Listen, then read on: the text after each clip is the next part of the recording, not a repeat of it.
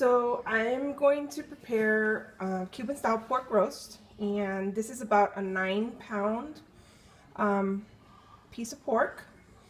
And the ingredients that you're going to need is there's actually 3 whole heads of garlic right here already peeled.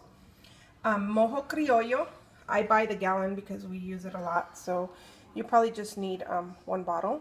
Salt, and almost a full bag of oregano. And I have this like little food processor where I grind the garlic with the oregano and the salt. And I'm going to put the camera down so you can see what I'm doing. All right.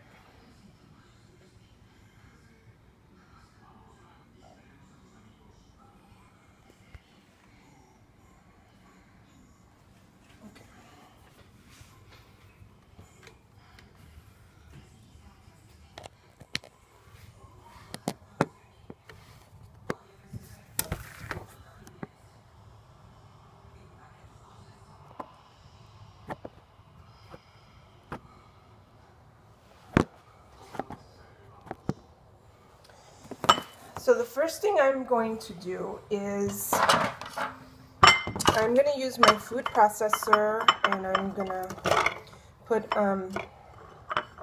as much garlic that will fit in here.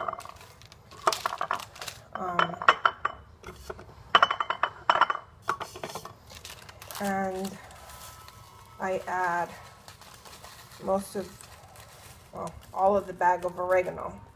I don't know if you can see that here. And then I am going to add salt. How much? I don't know.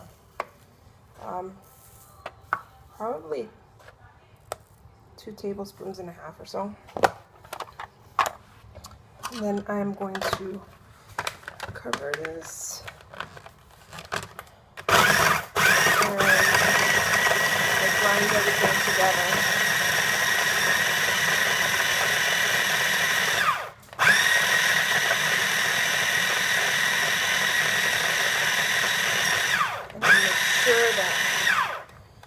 Everything's nice and grinded. I usually take some out, and I want to make sure, or I taste it, that it's kind of salty, so it'll season the meat good. And I'm gonna mix it some more.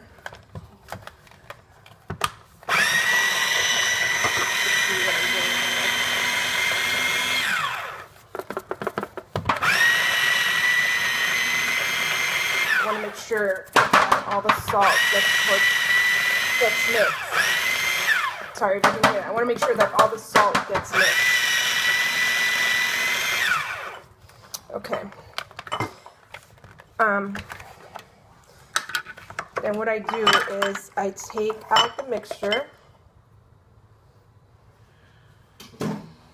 and I scrape everything out into a plate. Okay. And I'm not sure if you can see here, but what I'm going to do is I'm going to take the skin, I'm going to face it down, and I'm going to start puncturing the pork as much as I can. The more holes you put, the more you could stuff it, and the better it will absorb all the flavor. And of course, the deeper you go, the better it is. I don't puncture it in the pan because in the past what's happened is once I season it and I pour the juice, it spills all over the pan, and then it starts leaking because I've made holes in the pan. So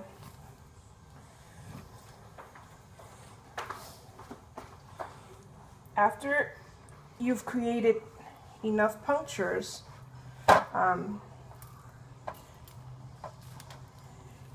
you're gonna use this rub that we created with the garlic, the oregano, and the salt, and you are going to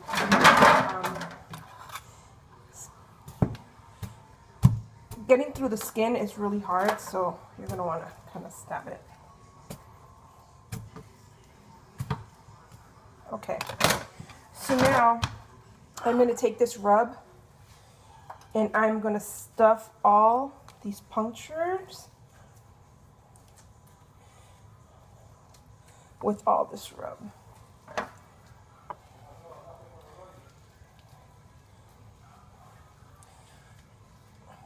And this piece of pork is about 9 pounds, so depending on how big of a piece of pork you're going to use, you may need more rub.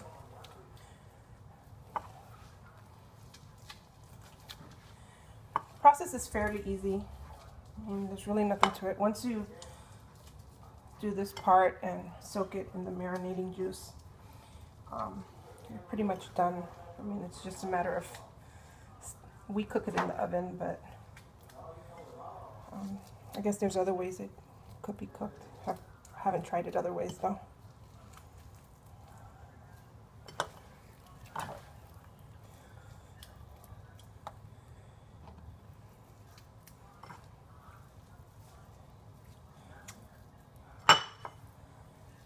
Okay.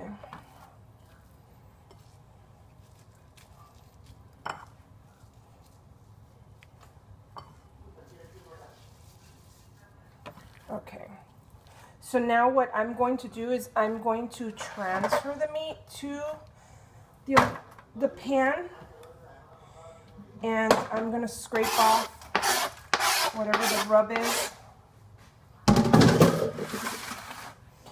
and put the rest of the rub all over the meat.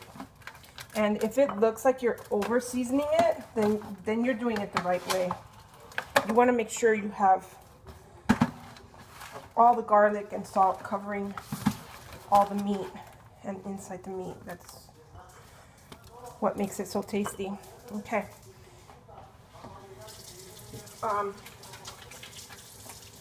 Make sure you wash your hands before you touch anything else.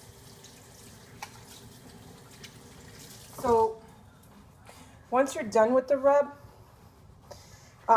the next thing you're going to use is the mojo, okay, or mojo. This is good for, I don't know, steaks, anything really with meat. That's great for pork. You want to make sure you shake it because it has a lot of spices and flavor in here, so you want to make sure you get all that all over. How much do you use? I guess the more the better. You kind of just pour it over. You want enough, like maybe halfway covering the meat, so the juices will soak in. And what you want to do is you want the meat facing downward and the pork skin facing upwards. This way the pork skin, the meat can soak up all the juices. And that's pretty much it. Then you put an aluminum foil over it, stick it in the refrigerator, marinate it for a day or two. I'm